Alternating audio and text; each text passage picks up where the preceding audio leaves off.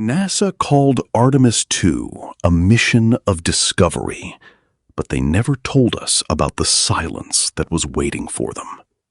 Deep within the lunar shadows, where the sun never reaches, the crew found a ghost from the past, a metallic object half buried in the frozen dust, glinting with a cold, terrifying light. It was a black box, but not from any modern ship. The serial number belonged to a mission that history books say never happened. Project Icarus, 1973.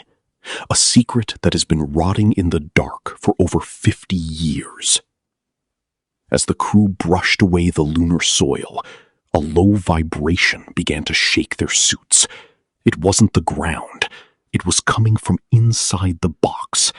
A rhythmic, mechanical pulse, like a heart made of cold steel. The mission commander reached out to touch the jagged metal, and for a split second, every screen inside the Artemis module went dark. In that darkness, a voice whispered through the comms, a voice that sounded like static and bone. "You were warned. Why did you come back?" The crew stood frozen, staring at the black box. This wasn't just a recording device. It was a tombstone. And by touching it, they had just knocked on the door of something that should have stayed asleep. The air in their tanks felt colder. The stars above looked distant. And as the first audio file began to play, the crew realized they weren't alone on this rock. They never were. The audio file started with a piercing screech, followed by the heavy, ragged breathing of a man in agony. This was the voice of Captain Miller, the man who officially died on a training mission in 1975.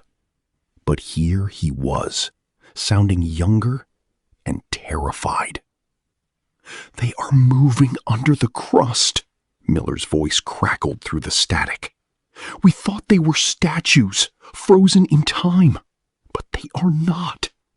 They are the architects, and we are just the raw material." Inside the Artemis module, the oxygen levels began to fluctuate for no reason. The crew watched the waveform of the recording dance on their monitors like a jagged mountain range. "If anyone finds this," the recording continued, "do not let NASA tell you it was a technical failure. They knew. They sent us here to see if the Watchers were still hungry." Suddenly, a loud metallic bang echoed from the roof of the Artemis capsule. The crew looked up, eyes wide with fear. There should be nothing outside. No wind, no life, only the vacuum of space. But something was walking on their ship. Miller's voice on the tape became a frantic whisper. "The silver mist. It's not dust. It's their eyes. Billions of tiny, microscopic sensors. Once they breathe it in, you belong to the moon." One of the crew members, an engineer named David, noticed a thin layer of shimmering dust leaking through the airlock. It was moving, swirling in patterns that defied gravity, crawling toward them like a living shadow. The black box let out a final, bone-chilling signal, a code that translated into 3 simple words: "Close the door." But it was already too late. The moon wasn't just under their feet anymore. It was inside the ship, breathing with them, waiting for the final connection. The shimmering dust began to glow with a pale, ghostly light, forming shapes that looked like human faces, faces that were distorted in a silent scream. The Artemis crew tried to reach for the manual override, but their hands felt heavy, like they were turning into stone.